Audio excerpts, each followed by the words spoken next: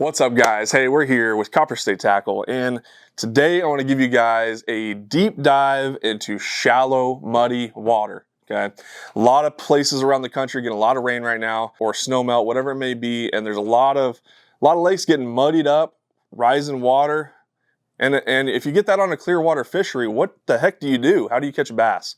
It can get really tough, but I'm going to give you guys 3 options that I've done really well. In fact, just fished Possum Kingdom this last weekend. Possum Kingdom in Texas is known as a clear water fishery. Anywhere from 2 to 20 foot visibility in all parts of the lake, especially down by the dam. There's 20 foot of visibility usually, and there was about 6 inches of visibility down there by the dam, which was some of the clearest water we found.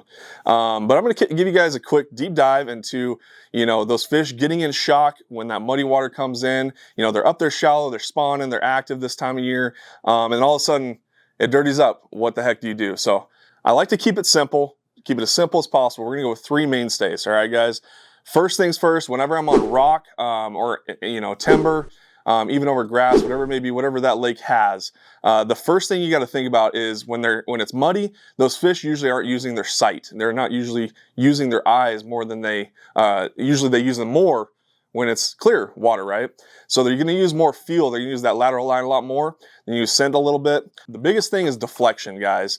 And a couple baits that are great at deflecting in shallow water and muddy conditions is a squarebill, right? And there's a special thing about the squarebills that I picked out for this last weekend. You can hear that next to the mic. Those are loud, okay? So I'm not going with my silent squarebills. I'm not trying to creep up on these fish. I'm being loud, obnoxious colors, right? I'm going bright. Typically what's going to happen, guys, when this water muddies up, is those fish are going to go find the bank to navigate, okay? And so when they go up there on the bank, they're going to be on rocks, they're going to be on timber, they're going to be on hard stuff, and they're going to hold tight to that structure once they find something to get up against. And that's where the deflection baits come in handy, okay? Squarebills, one of the top baits to go cover water, try and find and locate bass, all right? Now, I'm going to give you guys a little, hold out here, because I'm going to give you a little secret here, a little tip later on here, but we'll hold off on that one for now. All right, so next one, besides the squarebill, deflecting, shallow rock, shallow hardwood, that's going to be probably my go-to to cover water, when I'm pre-fishing or I'm just trying to locate fish. That's a great option. Choose your bright or your dark colors. We're going to stick with 2 bases of colors, guys, in the dirty water: dark and light and bright, okay? The second option is going to be something that puts off a lot of vibration, okay? And one of my favorites, obviously, is a chatterbait. Notice I've got 2 different types of chatterbaits here. So I've got a big blade chatterbait, which I can work this really slow. I can creep this, and it's going to put off a lot of vibration, a lot of kick. Fish are going to be able to locate that bait really well. Still going to be able to deflect off cover with that. And then your standard jackhammer, just all around going to always catch fish in muddy water conditions. Jackhammer, hard to beat. Now, where it gets a little sneaky and where it gets a little bit, where I change things up with the chatterbait to help, those fish find that bait, that's going to be the trailer that I'm throwing. One of my favorites, and this little sneaky sneak, is the X-Zone Swammer, okay? The reason I picked this bait as my trailer this last weekend is because that tail, you notice, is really thin, right? It's got a long tapering, really thin back end of that bait, and that tail just kicks like crazy. So even though that chatterbait might be vibrating really subtly, that tail's wagging hard back and forth. That action is going to help those fish find that bait.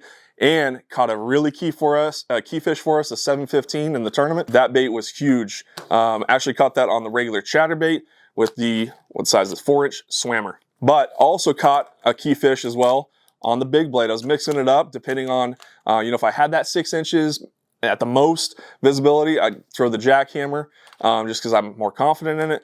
And that big blade, when I had 0 inches or 2 inches of visibility, I'm throwing that big blade because I could really find it, and I could just move it really, really slow. It stays up in the water column, which is nice too, because that big blade, you can work really, really shallow where those fish are navigating and staying really shallow. Great 1-2 punch. Now, the other little trick I was doing, notice that swammer is bright white, right? Notice I got a white and chartreuse chatterbait. Get y'all a 4-ounce, not the small one, the big one, dip and die from Spike It. We got a bunch of the 4-ouncers, and I would literally take that whole swammer, clunk her in there, One, it's got some great scent, garlic, right? You can smell it for days. Two, with that bright white, this thing literally glows. I don't have one here to show you, but you dip this thing in, it literally glows in that dirty, dirty water. That was key for us. So we were dipping all of our chatterbait trailers, whether it be black and blue or whether it be white, we were dipping them in that chartreuse glow, and that really helped as well with the scent to help them track that bait. Lastly, you know, you find your fish on some moving stuff, right? You got your squarebills, your loud squarebills, you locate a couple fish, get a couple bites, and then you go and you throw your chatterbait down the bank. You maybe got some grass or some hardwood. That's where that was really key for us. But now you got to really dissect, right? So muddy water conditions, guys, you got to be thorough. You got to be really, really thorough. And, you know, I use these baits to locate some areas that have feeding fish. And then we're going to really break it down. We're going to pick it apart with 2 different baits. Keep it simple, guys. We got a big profile bait like the Hogwalla from 6 cents. Again, dipping that tail in the dip and die right there. And then the Congo. Now this one's a special one because it's got 4 different appendages, all right? That was key in that muddy water because, again, guys, it's all about action, and a lot of action in that dirty, fresh, dirty water. That those fish have to be able to find that bait. You've got to be able to, you know, you got to think about your bait coming up on that fish. He doesn't know it's there. All of a sudden, it goes by him, right? If it's just a streamlined little bait, he's not going to feel that on his lateral line. He's not going to see it. But you got a lot of commotion going by him, it's going to trigger that bite. Just like when Austin, my partner in Texas, I had a fish. We saw it on live scope. Fish followed out a chatterbait, went right back. We thought it might be a bedfish. He flipped onto it with a Hogwalla, and boom, first cast, 8-9. So those were 2 key bites. And we only found that because we were fishing fast through that area and located some fish with the chatterbait and the squarebill. So Congo craw from 6 cents and the Hogwalla, hard to beat. You got your big profile, you got your smaller profile depending on that fish's mood. Personally, this time of year, I'm going big. We were throwing a lot of the Hogwalla, but that Congo craw can also be really good, especially if you have that fresh muddy water, but you find a little clear section. That's you know, let's say it's 8-foot visibility typically. Now it's 2 foot. This might be a little much sometimes, depending on your fishery. Downsize a little bit with the Congo. You still got a lot of action. Great bait right there. And then I'm pairing that up. And guys, this is another little sneaky thing. Instead of a standard Texas rig, I'll be throwing a free rig. And there's a reason for that. When you get those fresh, muddy conditions, you get a lot of debris coming in the water. You get a lot of sediment on the bottom. We had a lot of that algae stuff that bugs us as anglers. You're picking off your bait every single cast. Well, what that free rig did for us is it allowed that bait to stay out of that stuff. So bait's clear, the weight might have a little algae and stuff on it, but that bait's clear and free. So I'm making high effective, you know, the more high percentage casts you can make, that the bait's working properly without the nasty stuff on it, the more bites you're going to get. It's all about percentages, guys, when we're talking about fishing. So that's what we did.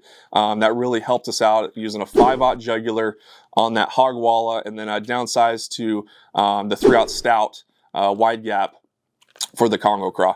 And then standard 3/8 ounce, we're fishing shallow, so 3/8 ounce free rig weight from 6 cents, hard to beat. Now, all right, so the little sneaky sneak, I'm gonna give you guys a little sneaky sneak. Everybody thinks about this bait around grass, okay? This is the Swank 77. Some of you guys know the Hybrid Hunter, the Swank. These baits are so much more versatile. I can't tell you guys enough. This is such a good sneaky sneak. And, you know, guys like Castledine in Texas, he loves the Hybrid Hunter or the Swank. You know, these baits just catch them. Now, they're known as a grass bait because that lip special has a dipped lip that's meant for ripping grass, and the lip is designed to come through grass really well. But that bait's big, it's loud, it's got some really obnoxious colors, and that bait is great around shallow rock because this bait will not dive deeper than like 2, maybe 3 foot. So, you know, I got a 3 to 5 foot diver. I might be getting a little too deep because, like I said, muddy water, guys, those fish are going to get up tight. Sometimes their nose will literally be on the bank. You know, you're getting snagged less with that Swank. You got a big profile, which you want those bigger profiles typically in that dirtier water with a lot of action, a lot of noise. That is a sneaky sneak, guys. You don't want to sleep on the Swank 77, whether you're around grass or whether you're around timber or whether you're around rock. If you want to stay shallow and you need a big profile, they even got a smaller size in it as well for a smaller profile.